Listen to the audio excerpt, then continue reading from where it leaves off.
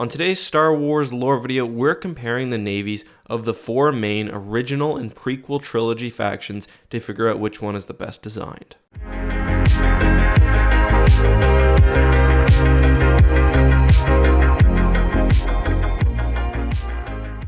Hey guys, this is EckhartsLadder. Hello and welcome to another Star Wars lore video. Today we are talking about my favorite thing in the Star Wars universe, spaceships and naval warfare. Specifically, we will be analyzing the navies of the Empire, the Alliance to restore the Republic, the Confederacy of Independent Systems, and the Republic during the time of the Clone Wars to try to figure out which one was the most well designed. We won't be considering anything like naval size or total strength, rather I'll be looking at which navy has ships that best complement each other and that make the most sense. So let's start first with the most iconic of these navies, the Empire. And I'm going to be taking the Empire as they existed during the late Galactic Civil War. Of the four factions on this list, I think the Empire actually had the worst designed navy, and that's extra true when you realize that they were fighting the Rebel Alliance, who focused on starfighters and hit-and-run tactics. Although the new canon, and in particular Star Wars Rebels, has started to give the Empire more ship types, in particular the Arc-10's class of light cruisers, by the late Galactic Civil War, the fleets of the Empire were still dominated by Imperial-class Star Destroyers. Now, don't get me wrong, Star Destroyers certainly have their use. They're great as frontline battleships, they have a ton of firepower, and they can soak up a lot of damage. They're also good at subjugating worlds or giving a lot of bulk to a small task force with a single ship. However, Star Destroyers are not effective multi-role capital ships, and that's especially true for the Imperial II class, which totally removed the point defense capabilities of the Imperial I in favor of more turbo lasers and ion cannons. This left the ship vulnerable to attacks by starfighters. This vulnerability was exacerbated by the fact that Imperial starfighters were generally inferior to their Rebel counterparts. Star Destroyers also, while acting quite effectively as tools of fear, did have various weak points, including overexposed bridges and unprotected engines and undersides. The Imperial Navy could have protected against these defects by incorporating more mid-sized flexible ships. Corvettes or gunships would have been able to effectively screen against Rebel starfighters, and also would have been more well suited to responding to Rebel hit-and-run tactics. It's not all bad for the Empire though. The degree to which they use large battle cruisers and even super dreadnoughts like the Executor class super star destroyers was unique in the Star Wars universe. Now, although these were somewhat blunt weapons, they were an incredible force which could be brought to bear, and one that was very difficult to counter. Still, I think the Empire's focus on size, firepower, and terror came at the expense of a well-balanced fleet. Let's take a look now at the predecessor to the Empire, the Galactic Republic at the time of the Clone Wars. Now, in my opinion, the Galactic Republic's fleet is a step up from the Empire, but it still does have some major issues. The first deficiency in the Republic Navy is a lack of ship variation. The Republic relied very heavily on Venator-class cruisers, which are excellent multi-role ships, performing well as carriers, command ships, and frontline battleships, but they did lose some of the specialization, which I think makes a navy effective. For example, because the Venator focuses so much on carrying starfighters into battle, it doesn't have the space or energy to focus heavily on weapons. The ships are somewhat gimped then when fighting dedicated battleships, and we see that the Venator only had a fraction of the weapons of the Imperial-class Star Destroyer. If the Venator was just a dedicated carrier within the larger overall Republic fleet, that would be totally fine, but the Venator is really the most powerful warship commonly used by the Republic. The Navy would have been better off using the Venator in a dedicated carrying role, with another ship serving as a frontline cruiser. That would have given individual battle groups a bit more flexibility when it comes to tactics. It is true that the Republic did have very early versions of the Star Destroyer available to them, and they apparently had Manticore-class dreadnoughts, but we almost never see those in action. Venators are sometimes given an escort, primarily of light cruisers and corvettes, but they still make up the vast majority of the Republic fleet. Had I been in charge, I would have introduced an upscaled Venator with the removal of the dorsal hangar bay. I would use the space instead for extra turbo laser batteries, while also maintaining the Venator's good array of anti-starfighter weapons. Because the Confederacy of Independent Systems focus so highly on overwhelming numbers of starfighters, I would also, like with the Empire, include more corvette and gunships to help screen against attackers. One positive of the Republic was their high-quality starfighters. This was important given an individual fleet's typical focus on starfighter carrying.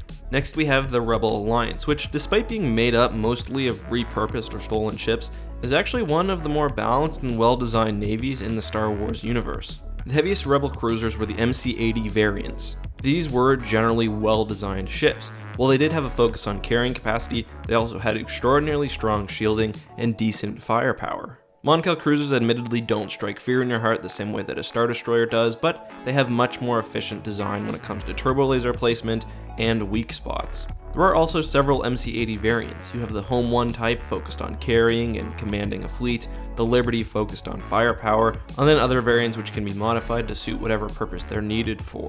This helps avoid the issue that the Republic has, where they have one type of capital ship and little flexibility.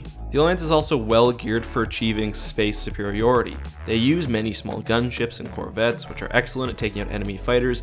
Most of their cruisers are able to take with them a decent complement of fighters, and because most Rebel starfighters are top of the line, they have their own hyperdrive and can travel alongside the fleet. The Alliance's focus on small, light ships and on starfighters allow them to effectively fight the much more well-funded and well-armed Empire, taking advantage of that faction's naval weaknesses, which I pointed out earlier. The Alliance Navy, however, is not perfect. Its most glaring weakness is a lack of a real heavy-hitting capital ship like an Imperial-class Star Destroyer.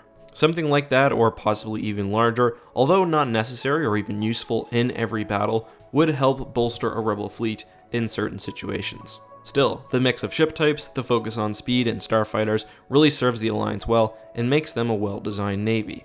Finally, we have the Confederacy of Independent Systems, who have, in my opinion, the most even and well-designed navy in the Star Wars universe, at least out of these four factions. The Confederacy has a variety of ship types, with each ship being relatively specialized. First, unlike the Republic, the Separatists were not afraid to use high-tonnage battleships. We see, for example, the Subjugator line, which could outclass entire Republic fleets, along with the much more common Lucrehulks, and the Providence line, which came in both a cruiser class and a dreadnought class. These ships alone offer a good degree of versatility, and the Lucrehulk especially was quite unique. Perhaps the best example of a very specialized ship, focusing very clearly on carrying starfighters into battle, but also being durable and having some weapons. This specialization means that it's slow and not very maneuverable.